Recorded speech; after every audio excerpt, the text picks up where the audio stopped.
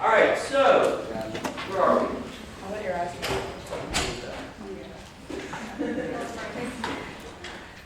Sorry, Constitution was ratified in 1789. Great.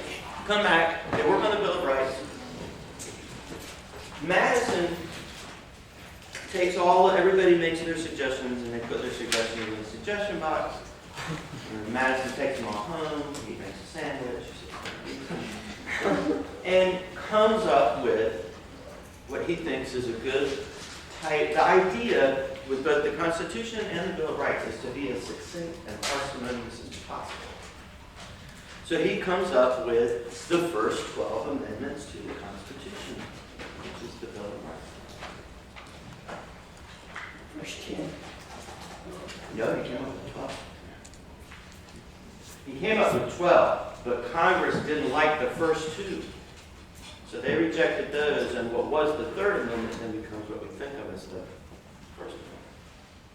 What's interesting, though, is that years later, the country ended up ratifying those two that Congress had ejected. So obviously, Madison was smarter than everybody else. And they became the 11th and 12th. And we think about those first 12 as the 12 structural amendments. They're not about just like single issue things, like the women's right to vote being the 19th Amendment in 1920. These are structural amendments, meaning they're about the structure of our government and how it's going to work. So anyway, so now we have the 10 amendments, first 10 amendments. And notice that we have to call them amendments because they came after instead of coming before. They're amendments to a document that already existed.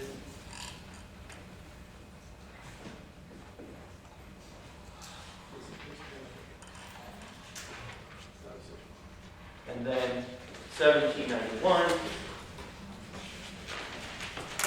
What happens in 1791? The Bill of Rights is ratified. And now North Carolina and Rhode Island, now that they're happy, they also ratify the Constitution. Now, I assume once Madison wrote the Bill of Rights, he did not take it to North Carolina and Rhode Island to see what they thought about it. Yeah, the Bill of Rights went out to all the states, and all the states had to vote on it. Can we just go back for a second? So is it first 10 amendments or first 12? No, because they kicked out 2, and so it's only 10. Okay, so we don't even have to worry about the 12 and then dropping the first 2. You just know that it's the first 10. Yes, the Okay. Bill of Rights, properly defined, is the first 10 amendments, the ones that were ratified in 1791.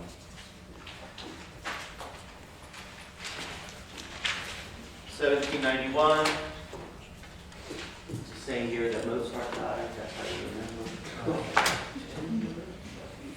So we did the Bill of Rights.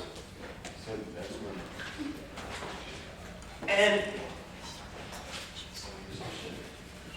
did everybody get this visualization? I need the rest of this. The video teacher. What's that? The video camera did. Oh. 1790, we finally get a Bill of Rights. And so everything's kind of looking up, everything's perking up. There's still a problem, it's still so early and we're still trying to figure out, all of the Constitution and the Bill of Rights at this point are really just words on paper. And we're just going to have to muddle through and make it up as we go along. And one of the biggest problems or biggest weaknesses of interest to us is Article 3. So Article 3 is the shortest of the 3 main articles. Article 1 sets out the powers and responsibilities of the legislative branch. Article 2 sets out the powers and responsibilities of the executive branch. And Article 3 outlines the powers and responsibilities of the judiciary. And it's very short and it's very skimpy and it's very vague. In 1791. At this point, in the Constitution of 1789. And so it says, for example, there shall be a Supreme Court. Okay, and what else? How many people will be on it? Doesn't say. Where will they meet? Doesn't What kinds of cases will they hear? Doesn't say. How will the case come to the Supreme Court? Doesn't even say that. Right? It's so big. So if we want to know how the Supreme Court is going to operate, how the courts in general are going to operate, Article 3 doesn't tell us a whole lot. We have to look elsewhere in the Constitution where you think that might be. Who has control over the courts? Congress. You have to go back to Article 1. Classic check and balance.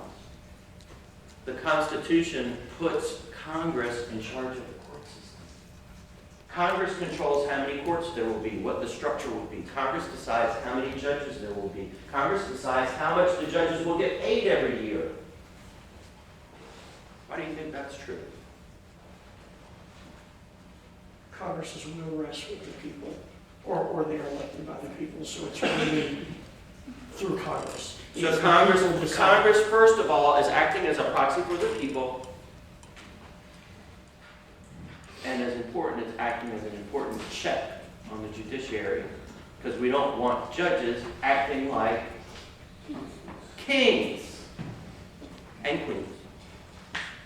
We don't want these unelected judges becoming too powerful. And so we keep them in check because they know that Congress is always looking over their shoulder. The Constitution also spells out in Section 3, Article 3, judiciary procedures. It's another check on the judges. Right? If we think if they're falling down on the job, we can actually impeach them, including impeach them off the Supreme Court. So that's a kind of check too. It's letting the judges know we're watching how you're doing your job. But there's a check that works in the opposite direction.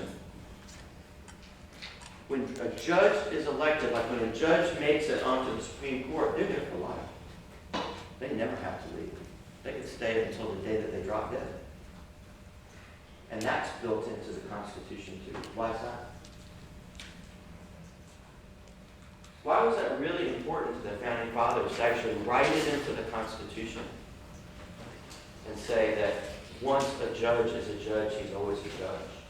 So another power can get rid of them in the Constitution. So that they cannot simply be fired because somebody politically doesn't like their rule. It helps insulate them from the political process. It's to try to give them an incentive to act independently and not simply follow the political winds. Right? If a certain president nominates someone for the Supreme Court, then some issue comes up later that the judge has to decide on. We don't want the judge to be beholden to the president. We want the judge to be independent. Right? That's why judges serve for life. So the judiciary, partly because the document itself gave so much more attention to the legislative branch and the executive branch, the judiciary starts out in a very weak position. Right? It isn't the star of the show. Congress is the star of the show. Presidents always want to try to be the star of the show. And in modern day America, they are. It wasn't like that at first, and the plan was not for it to be like that.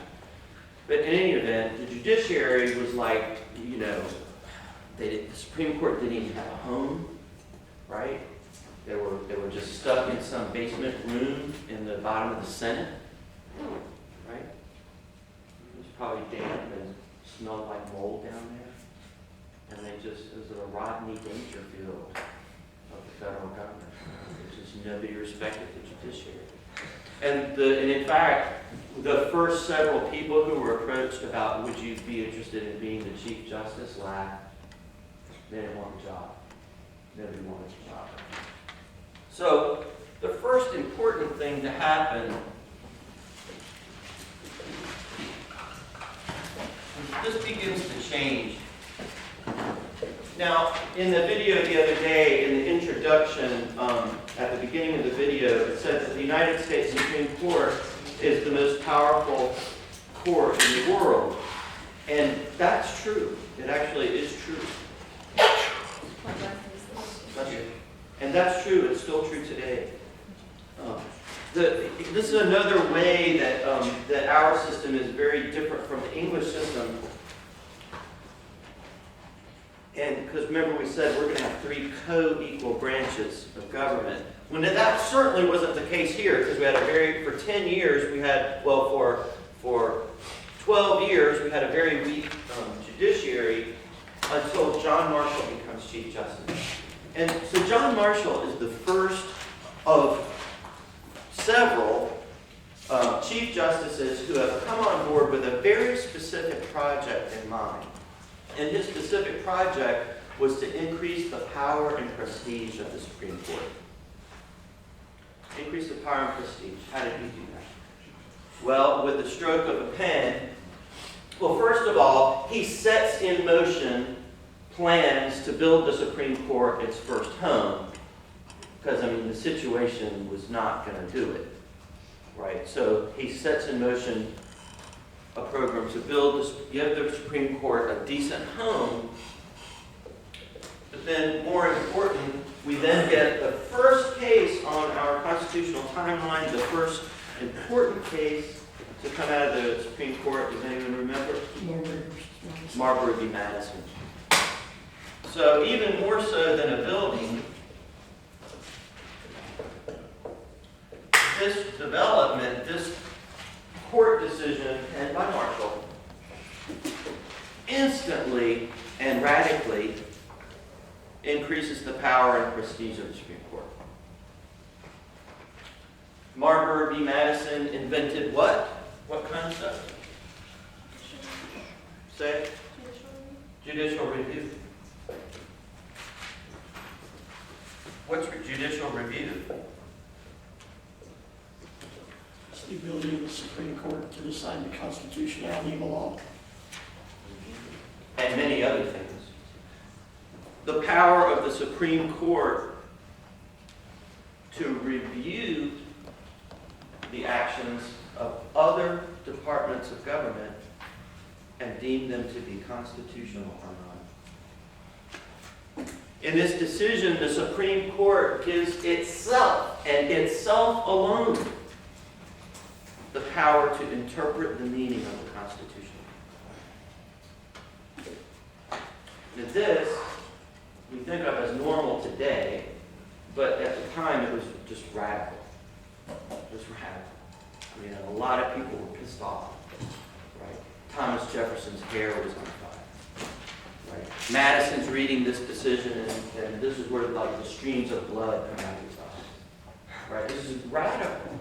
Because you got to remember, Madison, Jefferson, all of these guys, this isn't even that long. All of them were involved in designing the Constitution. And here we have John Marshall adding stuff to the Constitution that isn't in the Constitution. Right? They felt like he was literally adding powers that simply were not envisioned in the Constitution. The way it worked at that point was a system that they thought of as departmentalism. Each branch of government was responsible for being faithful and true to the Constitution. But here, we're getting a little bit of a pyramid shape going on. Remember we said they didn't want anyone to rise up above others because the Supreme Court is putting itself above the other two branches of government and is saying, no, we and only we get to decide what the Constitution means. So it was very radical, it was very jarring at first, but you know, as things like this go, the way entropy works, the longer that concept was around, the more people just accepted it. And so we get to a system today where we think of it not just as judicial review, but judicial supremacy. Right? Because the Supreme Court has placed itself above other departments, other units of government in determining and arrogating to itself the sole role of interpreting the Constitution. So that's the first important case. And here, now, let me ask you this. Remember we talked about how there can be cases that the Supreme Court decides and we decide, no, you're wrong. We hate you, Supreme Court. We don't like the way you interpreted the Constitution there. Do we have to just accept that? Because of Marbury v. Madison? Marbury v. Madison said they get the last word. Do they? Do they really? How so? If they issue a decision that we all really hate, well, the Supreme Court has spoken. We can sue again, and then another case will come up. Hopefully that would work, because you have to decide whether, No, you're right, you're perfectly right. We don't give up, for one thing. So let's say the issue is slavery, and the court issues its decision in Dred Scott. Did we stop discussing slavery? no, No. So we keep arguing over it, and maybe another case will come back to the Supreme Court. And in that case, the future Supreme Court can do what? Overturn the earlier one. Isn't that what they did to Dred Scott? Yeah. Isn't that what they did to Plessy? Yeah. So that's one way that they don't have the last word, because we can continue to influence the system, right? And so the national dialogue. So let's just use. Well, here's the thing. We overturned. Let's use Dred Scott. So that's one way. That's like the long, patient way. So over time, the national dialogue about an issue continues, and then maybe another case comes back to the court, and the court can reconsider and make a decision that's more in line, more attuned to the national mood. So let's use a couple to illustrate this in action. And we also said, and we can just put this to bed too, that in Article 3 it lays out procedures for impeaching judges. Although, and I'll have to go back and check this, but my memory says no judge on the Supreme Court has ever been impeached. I will check that for you later today if I remember to do that. So that's another way. But so let's look at how this more because that's kind of a radical way to go about doing this. So let's start with Dred Scott. So Dred Scott, the court says a slave is a slave is a slave, and African Americans don't have any, are not U.S. citizens now, and they never can be. So very unpopular decision. So how did we, the people, respond to that in so much as the court did not get the last word? Like, we didn't all just say, okay, you're right. People didn't obey the decision. Okay, some people may not have obeyed the decision. Can you think of an example of how people didn't take that decision seriously?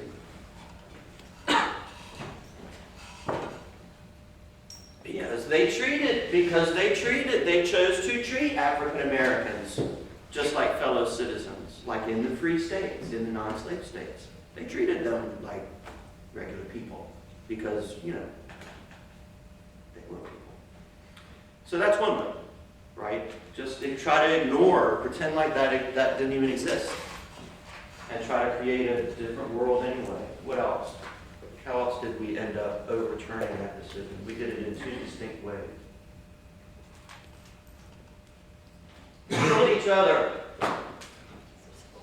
We had a war, right? We killed each other. It's one of those special moments in American history. I love these when we decide to solve our problems by killing each other. 619,000 is the latest historical figure. We know the number's higher than that because a lot of black people weren't counted, but that's the official highest number I have seen so far for the Civil War. 690. so it's probably closer to 750,000 to 1 million people. Probably closer to somewhere in the 700s, probably. So we had the Civil War, right?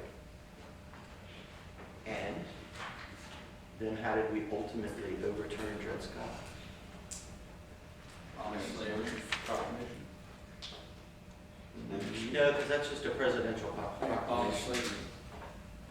Abolished slavery, made them citizens, and gave them the vote. Right? We'll talk about that more tomorrow. So the Supreme Court doesn't always get the last word, right? How did we overturn Plessy v. Ferguson? Oh, and let me just back up here. We amended the Constitution. Remember, the Supreme Court's job isn't to write the Constitution, it's only to interpret the Constitution. We get to write it. And so if they've made a decision that we disagree with, like Dred Scott, we'll simply go in and rewrite the Constitution and say, you, Supreme Court, are wrong.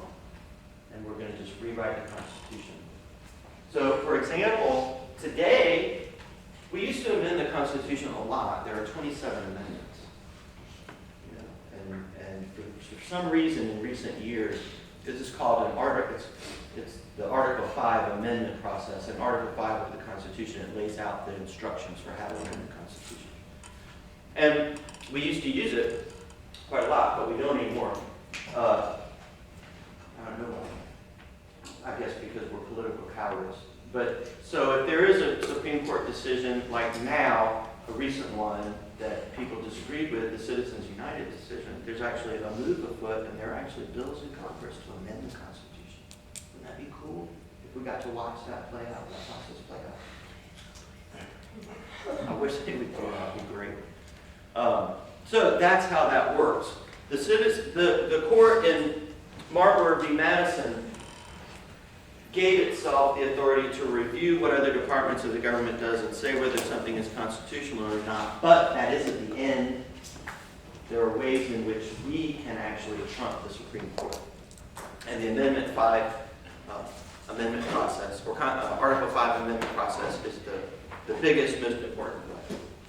So we get Marbury, and they invent judicial review, and now this sets the court on a very different path, as we'll see, to becoming much more prominent in our political system, and much more powerful and more centrally important to American life. And it'll be a long road to be becoming the court the way we know it today. It simply could not have happened without this one development. This one development that launched the whole trajectory. All right. I'm going to stop there because I don't want to get into the next section. Y'all want to take a look at PowerPoints together for note-taking purposes? Do you want to running through this PowerPoint? I tell you what, we've got. These clocks are crazy.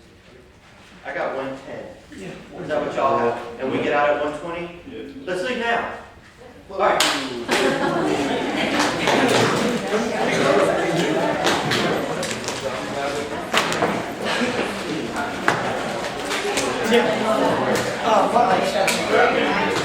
I'll text you. Oh, hang on.